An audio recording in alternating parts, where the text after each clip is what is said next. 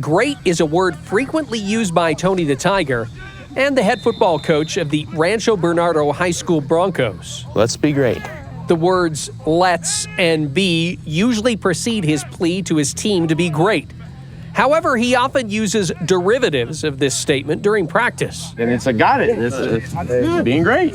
Next play. He uses the affirmation for pep talks And envision being great Friday night. and giving his team last-minute instructions prior to kickoff.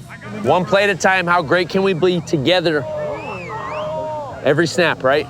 Eric Weddle knows a lot about being great. He was an All-American in his final season at the University of Utah, a 2-time NFL All-Pro safety, a 6-time Pro Bowler, and a Super Bowl champion. Now he's trying to pass on his mindset about greatness to his football players. Let's be great is a mindset. It's a way of life. It's not letting any obstacle or circumstance affect how you treat others or how you attack the day. Welcome to BYU Radio's Big Stories, telling the amazing and inspiring tales from the Big 12 and beyond. I'm your host, Cleon Wall. In this episode, we delve into Eric's relentless pursuit of excellence in his sports career and how this journey has shaped him into an even better man. Let's be great today. It's pretty simple. Debbie and Steve Weddle could look at their son on the sidelines and call him a miracle, a wonder, even a phenomenon. They wouldn't be referring to Eric's prowess with a pigskin or even his coaching of the high school football team. You see, Eric's birth almost didn't happen. I think I was 5 months pregnant, and I woke up in the middle of the night, and it was like, oh my gosh, we got to get to the hospital. Water broke everything. So we get to the hospital, and they were just like, oh, we're so sorry, ma'am.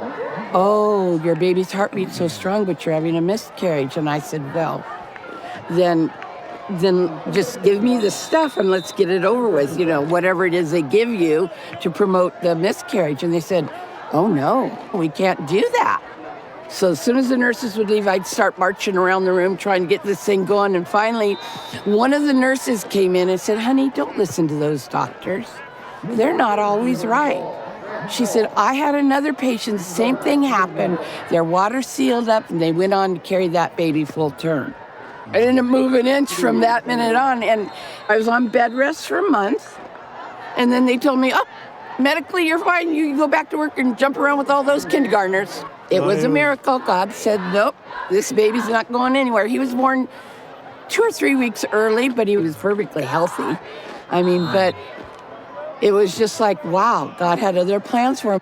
Those other plans included playing all kinds of sports. I played football since I was in first grade, tackle football. Football ended, you go to basketball for 3 months. Basketball ended, you go play baseball. Then summer was off, and then August comes around and you play football again. I didn't really love baseball, and it's too much standing around. He was a busy kid, as you can imagine. So he was always climbing, jumping, hopping, and so he was anything. We just wanted to keep him busy.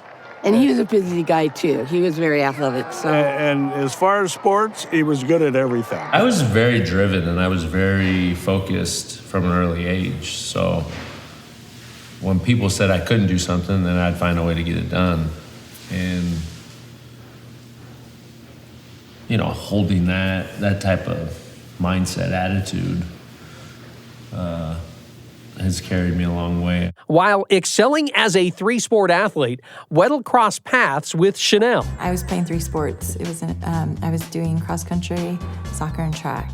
And a bunch of people had said, oh, you should date him. You guys are both athletic. And so we first started talking, and he was really cocky and full of himself. She was the epitome of living like the Savior, of how she acted, how confident she was, how kind she was, how she serves others. So we went our separate ways for a little bit.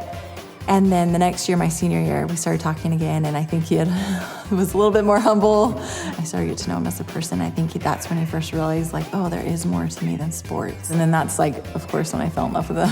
The sports power couple left their homes in Alta Loma, California, to play college athletics in the Beehive State. Eric played safety for the Utah Utes, while Chanel was a forward for the Utah State Aggies soccer squad in Logan. The minute he went to Utah and she went to Utah State, I said, they're going to get married. And her mom said, oh, no, Debbie, no. And I said, trust me, they're going to get married. Chanel and Eric dated off and on during college, but she dismissed the idea of them ever living in wedded bliss. As a member of the Church of Jesus Christ of Latter-day Saints, Chanel wanted to marry someone of her faith. However, Eric began learning about the church from his fellow Utah teammates. Morgan Scalley was a huge part of that, and his example on the field and what kind of guy he was. And he wasn't just this football player, and the energy he brought and the spirit he brought was a huge influence on Eric. So then when he's getting these stories at home and he's seeing this example on the field, I think all of that, plus like had dated me and knew my standards, so yeah, I think at that point he just loved everything the church stood for, and that's when he decided to get baptized. Eric proposed, Chanel accepted, and the two decided to get married in July of 2005. He drove all the way home from Utah to tell me they were getting married, and I said, what? You know, when you get married, you're on your own. And he goes, yeah, Mom, we got it all figured out. Between our 2 scholarships, we're going to be able to make it. And I'm going, you guys are nuts. All right, I guess, what are we going to do? And they sure proved it to everyone that they were gonna make it. My mom and dad had been there every step of the way. They went to every home game for Utah. So they would drive up Saturday, go to the game, drive back Sunday. I mean, I'm lucky, I'm blessed, I'm humbled beyond belief that both my parents worked together. Amazing parents that taught me life lessons, and were there every step of the way. Eric's next step was a career in the NFL after a stellar senior season at the University of Utah, where he earned All-American, All-Mountain West, and Defensive Player of the Year honors in 2006. I never wanted to not take advantage of living my dream. And honestly, it was never really a dream to play in the NFL. I thought that was never a possibility for me growing up. And so then when I was in it, and then honestly, like having a second opportunity of life in a sense, playing in that game, I just, how could I not be smiling? Weddle was drafted by the San Diego Chargers, not far from his family home. After a couple years in the league, I was hovering around average. I was a good player, but I just wasn't satisfied with that. I wanted to be the best. I wanted to be great. And the more I focused on how I could be great, it helped me be a better leader and a better teammate and a better husband and a better father. The ups and downs, we're all going to go through adversity. We're all going to have tough times, but you live, you learn, you move forward, you don't look back, and you try to be better and you try to be great. Like, who cares what happened yesterday? Let's be great today. Thus, Eric's mantra on greatness was born. He's so intense. He's like intense in everything he does, and he wants to be the best at everything, and so competitive. Like even like a game on his phone. There'll be millions of players. He's like, I want to be number 1. He wants to spend hours on his phone just to be number 1. Like, who cares? It's a good thing Chanel was there to keep him level-headed. We balance each other out really well. We're complete opposites. When I'm like wavering or not in it, she'll reel me in real quick. And she'll put her foot down. She's like, listen, do I need to remind you what your responsibilities are? She keeps him grounded, and she doesn't let him get away with anything. And it doesn't matter that he's a football player or whatever. She makes sure he knows that this is a family first. Sometimes I wish he would not be as intense, but it's what makes him. But at the same time, there's times where he'll step back and say, I was wrong. I'm sorry. I wouldn't bring work home, which was a big improvement on everybody, and especially our relationship. That's why I would go in at 4 a.m. That's why I would try to get everything done. So when I get home at 7 o'clock, I'm not watching film. I'm not studying. It reminds you why you're doing everything, why you're trying to be great, and the reasons you're doing it for. You have a job to do when you come home, and you have to be great at that too. Weddle was definitely great at football, spending 9 seasons with the Chargers, 3 more with the Baltimore Ravens, and a single season with the Los Angeles Rams. As soon as he became available in the 2019 season, it was like, all right, let's go get a chance to see if we can get this guy on board. He was immediately voted a captain. Sean McVay is a head coach of the Rams. I had been a fan of Eric's for a long time. My first exposure to him was when I was in 2018 coaching with the Rams. My second year, we had practice against the Baltimore Ravens. And I remember we were doing some different things, no huddle wise. And I was just so impressed with his command. You know, we had actually tried to check into a man beater. He recognized it, and he got their defense into a zone, and we had a dead play. And I talked to him after the period, and just the command, his ability to communicate with his teammates, the humility, but the competitiveness, all those things struck a chord with me. You never doubt him, and he's something special. A little over a month after the Rams finished the 2019 regular season, Weddle tweeted, "It's been real. Teammates, coaches, and others, I love y'all. We had a great run. Hashtag beard out." Weddle's football career was done. Or was it? I called one of my best friends. I'm like, "Hey, man, do you think I could play in the NFL right now?" The beard comes out of retirement to be great one more time. This is Big Stories from BYU Radio. Hey everyone, Cleon Wall here again. I'm inviting you to check out another BYU Radio podcast. It's called Deep Blue. It's where you get the true stories of BYU athletes and coaches from their own mouths. It's hosted by my colleague Jason Shepard. Last season, they had great interviews on Deep Blue, including Cougar quarterback Gary Bohannon. He teared up quite a bit talking about his son and what it means for his boy to watch his dad play. Also, BYU swimmer Jordan Tiffany, who quit swimming due to mental health struggles. He talked about how he was able to get back in the pool again. More great conversations for season number 3. BYU running back Hinckley Rapati will talk about his tear-filled journey to BYU. Former BYU tight end Chad Lewis, he's going to reflect back on that special 1996 BYU football season. And BYU basketball players Richie Saunders and Fuseni Traore discuss their unique relationship. It started way before they got to BYU. Please subscribe and listen to Deep Blue with Jason Shepard wherever you get podcasts, or check it out on the BYU Radio app. Welcome back to the Big Stories podcast episode. Let's be great today. Former Utah and NFL safety Eric Weddle had a remarkable career, retiring from the Los Angeles Rams in 2019 after 13 years of professional football. In January 2022, while interviewing to become the football coach at Rancho Bernardo High School, he received a call from Rams defensive coordinator Raheem Morris. The week of the first round of playoffs, Raheem called me and asked if I'd give him 15, 20 snaps Monday night. This was Tuesday. I'm like, what are you guys are out of your minds. Weddle was 20 pounds lighter than when he last played, but the Rams were desperate, having lost 2 safeties to injuries. Eric called a friend, the athletic director at Cal State San Marcos, and asked him if he could still play in the NFL. Play? Yeah, I think you could play, like, one play? And I'm like, no, like 15, 20 snaps. And he's like, what's going on? And so I explained the whole scenario, and he's like, yeah, man, like, you're one of a kind. He then reached out to Jalen Ramsey, who played as a cornerback for the Rams in 2021. I said, hey, they're thinking about bringing me back. What do you think? He's like, stop talking and get up here. And I'm like, no, seriously, like, this is your team. I'm not trying to ruffle any feathers. You know how I am. Like, what's the deal? And he's like, stop, just stop. Get in your truck and get up here. But Weddle had his doubts. I haven't been training. Like, I know how hard it is. So yeah, there was a lot of doubt. I built up this standard of what I tried to be on the field, excellence, and I didn't want to be that guy where you're like, oh, he hung on too long. Like, he can't run. He looks horrible, and that's the lasting memory of guys that hang on too long. And I left at the right time. I was done. However, his wife Chanel thought he should seize the opportunity. She just paused and she said, babe, if anyone can do it, you can. And I'm like, you're dang right.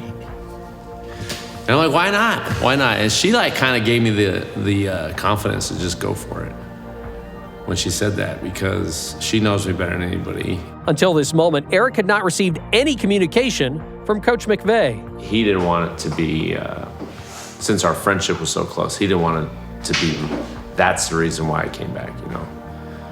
So he was the last in, and I was like, Sean, is this real or what? He's like, Eric, we don't have anybody else.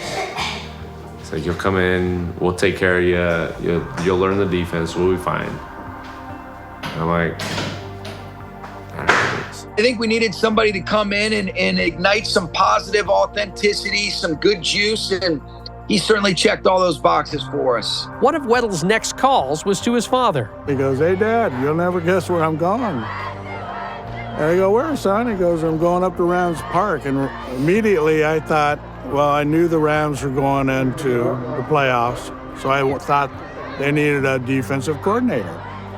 So I said, what, they need you for a defensive coordinator?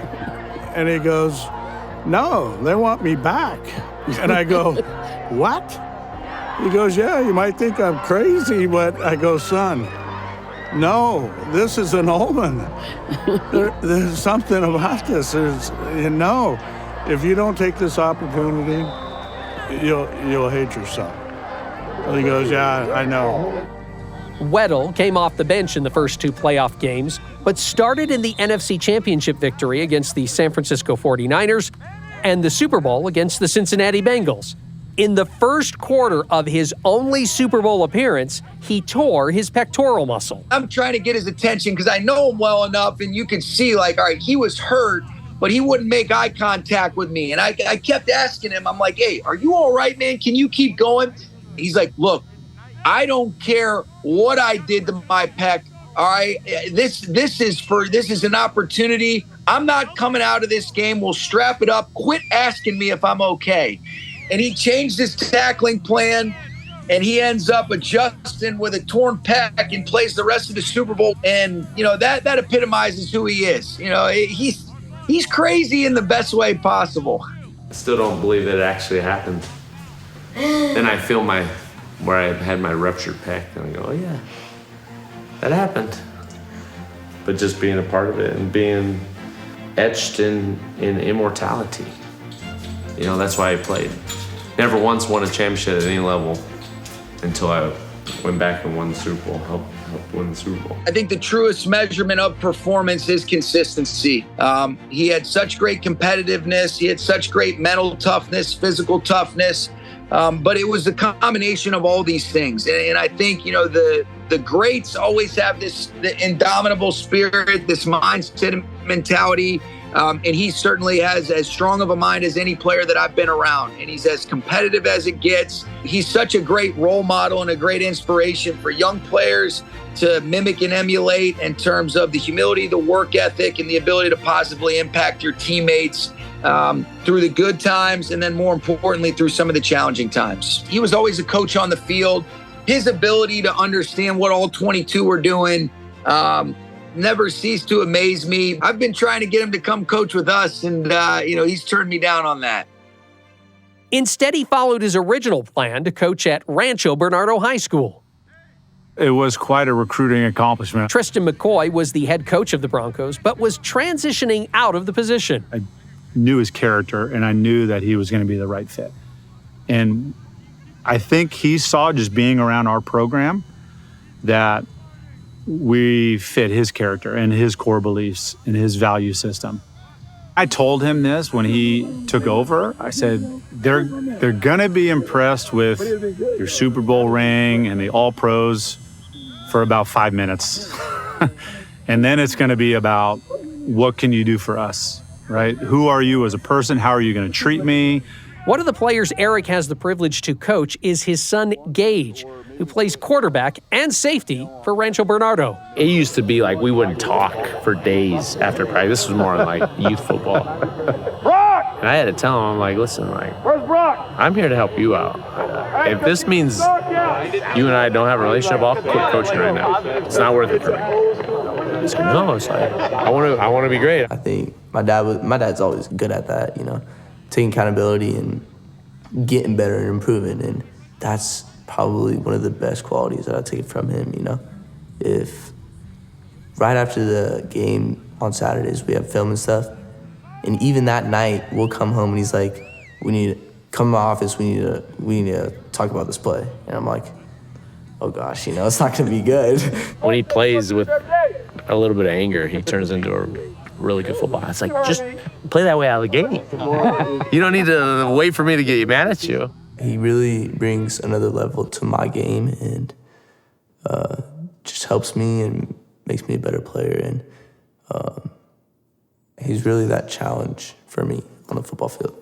I think the guys, this being his second year, kind of looked at my dad different than they did the first year. I think the first year was kind of, oh, this is so cool, like ex-NFL, this, and this. But now they just see him as a coach. Like, he's a great coach, and he's really helps out in the community, helps out with our team, builds us to be better men. And it's what he's done for me. It's what he's done for our team. It's good having a coach that's played at the highest level, and he's been through it all. It's just good learning from the top and just trying to get to where he was. Broncos football player Jake Andrews also appreciates his coach's honesty. He keeps it 100 with us. He's gonna tell us when we're doing wrong, and he's gonna tell us when we're doing right. It's everything that you just need to learn to get better each and every day. He looks at the whole family, not just the students, or the players, I should say. He cares about all of us, even us as parents. Jennifer is Jake's mom.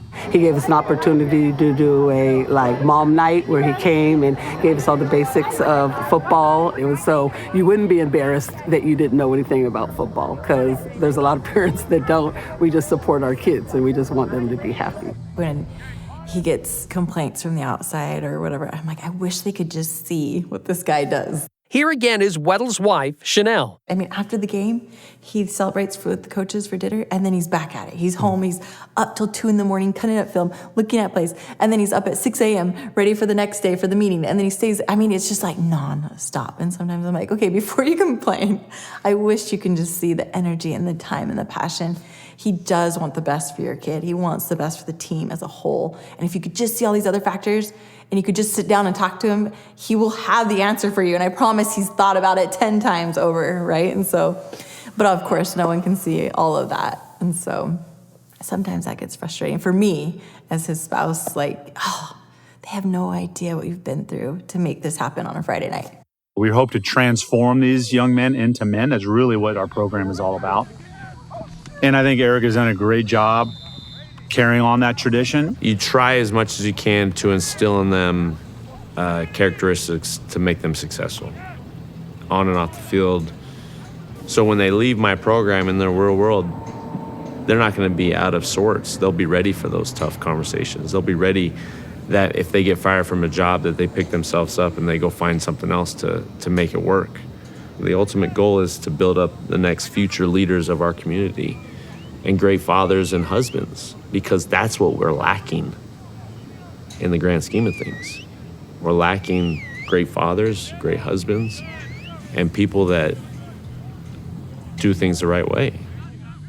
I think my understanding of life and what is most important to me, which is my faith and my family, puts everything else in perspective and the totem pole, right? Like, early in my career, football was too high on my totem pole. And then I had to revisit and recenter my life on what was most important, and that was family and faith. Eric worked hard to be a good father while pursuing his football career. So how did he manage? His daughters Silver and Brooklyn Weddle shared that their dad often had to get creative to make it work.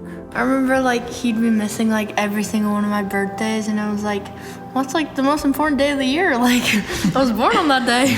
And then he'd just come on one day and surprise me, and I'd be so happy because I don't get to see him a lot. I thought of the same thing where he would surprise us one day when all of us kids thought he would be on the road, and when he was supposed to be on the road, he'd just come back for less than 24 hours just to see us.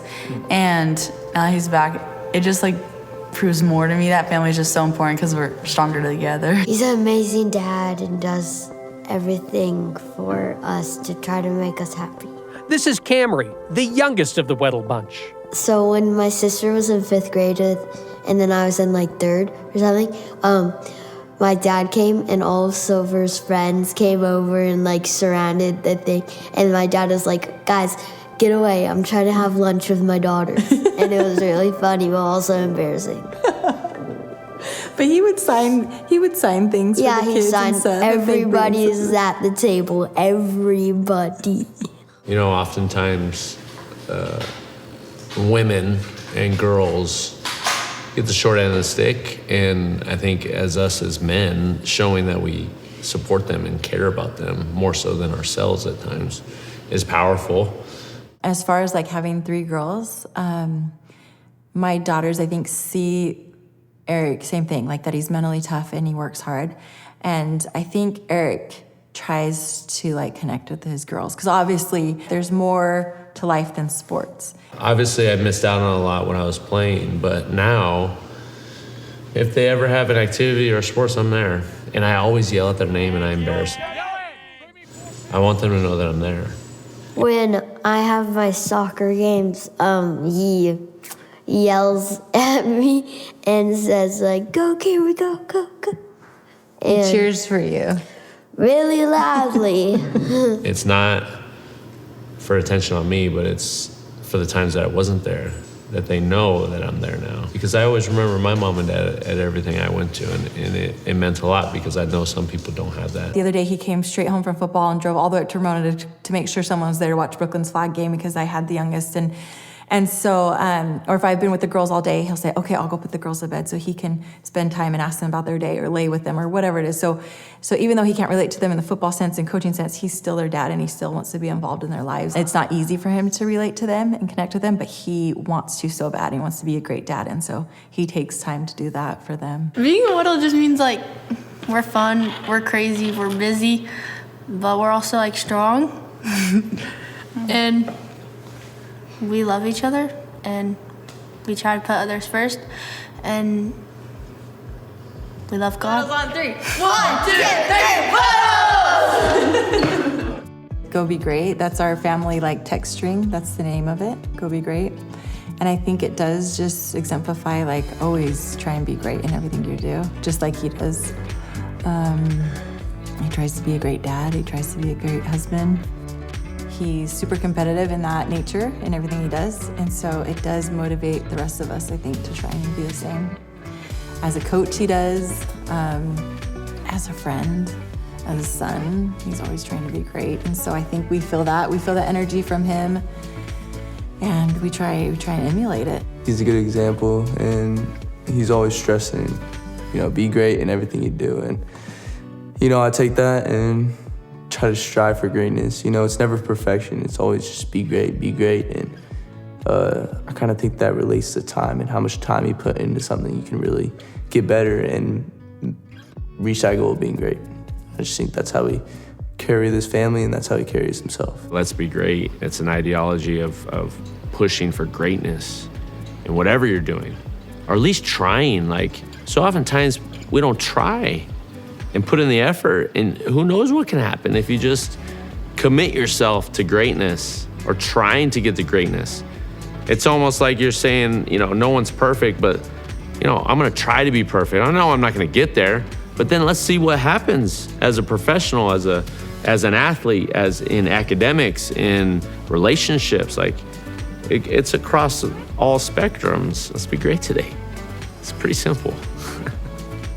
Eric Weddle, Let's Be Great Today, was produced and written by Sydney Simpson and Cleon Wall. Music and post-production by Kevin West. Make sure you watch BYUTV's Big Stories by logging on to BYUSN.com. Big Stories is a production of BYU Radio.